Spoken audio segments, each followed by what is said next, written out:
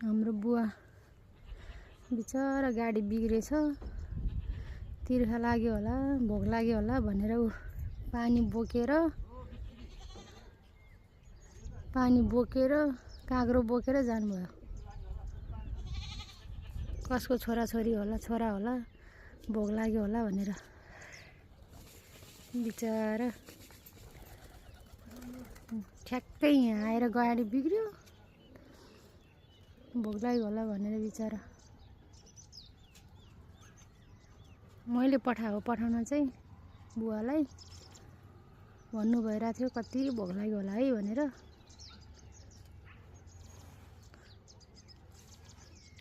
ठ्याक्कै यहाँ आएर बिग्रेर बिचारा 2 घन्टा जति भइसक्यो, बनेकै छैन जस्तो छ।